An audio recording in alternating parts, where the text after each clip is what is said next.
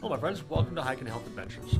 Today we're going to talk a little bit about dehydrating. I'm not going to do a workshop by any means, but I just wanted to kind of give you guys a quick little snippet of just kind of an idea of how and what you can dehydrate for your through hike or backpacking trips. I chose to dehydrate most of my food for my Appalachian Trail through hike for this year, 2019, and it worked out very well for me.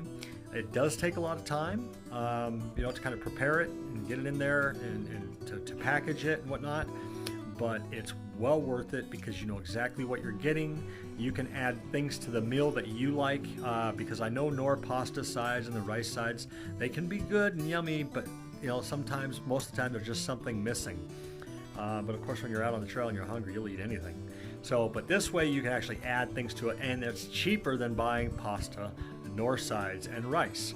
And even though they're only $1 per package, you can still do that for a lot less if you take the time to do it home. And I know that time is money, but that's just a preference for me, was to do that. And I'm doing it again. So today, I'm just going to kind of go through a little bit with you guys. If you have any questions, please comment below, and I'm happy to get back with you on anything that I may be able to help you out with. One quick thing, a lot of the things I did was I used freezer bags to package them in, and in some cases I did vacuum sealing. Those are the two methods I used. But you guys, we're talking cutting your cost in half if you just take the time. But anyway, you guys, I'm going to get going, but thanks again for watching, and if you guys please would subscribe if you have not yet already, and hit that little bell. That way you can be notified for future videos. But you guys, thanks a lot, and we'll see you guys later. Alright, so here you can see I'm using green bell peppers. I like to throw some onions in there, and definitely garlic. Garlic is my favorite. I love putting garlic in my foods. Helps keep the mosquitoes and ticks away. I just simply put all this in there, and that's the tomato basil sauce. Mix it all up. Oh, and it's so good. And of course I threw some pepper in there and whatnot. Now the spaghetti, I put some shallot oil in there, some hot sauce. I actually ended up putting a little more hot sauce than that in there because I wanted a little bit spicier. You can see I'm putting lots of garlic in there. Love my garlic. And more green bell peppers.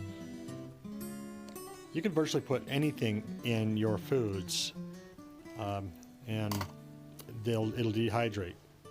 Meat can be trickier. Ground beef is actually a little easier than anything else, unless you're making a jerky.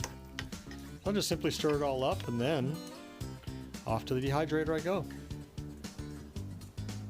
And I just kind of scoop it all on there. And then I'll spread it out, and the spaghetti actually dries a lot faster. Now the spaghetti takes about 2 hours. Some of the other things take 3-4 hours, sometimes even longer than that, depending on what it is.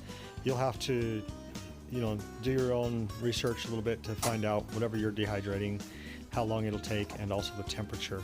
It's very important that you do that. You can see I put the mesh ones on there because I don't want the stuff falling through there, since it's kind of a small, and like the bell peppers will pretty much shrink up to about the size of a baby or pellet, and sometimes they'll fall through. Soupier things like chili and things with more sauces, liquid, I'll actually put on the tray for like making fruit roll-ups. And you'll actually see that here in just a minute. But, yeah, I'll spread all that out, and then there's the solid tray for doing like fruit roll-ups, and some raviolis. And because it's very saucy, and I'll even do this with the chili, or even some of the soups, I'll actually take some of the liquid out, but it'll dry up to leathery, kind of like a fruit roll-up. Now things like this, raviolis, you got to chop them up pretty good. That way the meat gets exposed and the meat will dehydrate. So I cut each one up in half, and then in half again if I can. Sometimes they pretty much just fall apart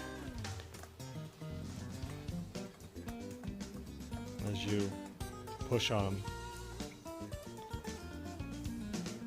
And there we go, and that's all do for now. A little bit later, I'm gonna do a lot of other things, but I just kind of want to do a little bit of this. Yeah, finger licking good. That stuff is good. All right, well, you guys, that's 135 degrees for 2 hours. And the raviolis actually took closer to 4 hours. And you can see that I'm just kind of peeling it all off of there. And you can see what the sauce did. Pretty much dried up, and we'll get all that off of there as well, because that's the saucy stuff. And that does rehydrate. And for this portion, I used about a cup of water, a little bit more than a cup of water. And it ended up being just a little too much. The ratios can get tricky sometimes, but I don't mind it being a little bit soupy. There's the spaghetti, some dried spaghetti, and then there's the bow tie pasta that I made. I'll use freezer bags most of the time. That way I can just put the water in the freezer bag. And there's about a cup, we're in a cup of hot water. We'll just let that sit for, I don't know, I let it sit for about 5 or 6 minutes. Pork and beans, some peaches, canned, cherries, and yep, that's right, pickles. And there we go. And after about 5 or 6 minutes, there's the ravioli.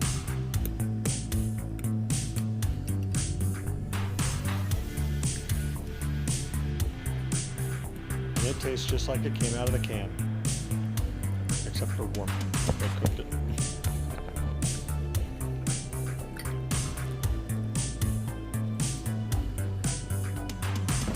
Alright, everyone. Well, thanks for watching, and again, please subscribe if you have not yet subscribed. We'll see you on the next one. Bye-bye.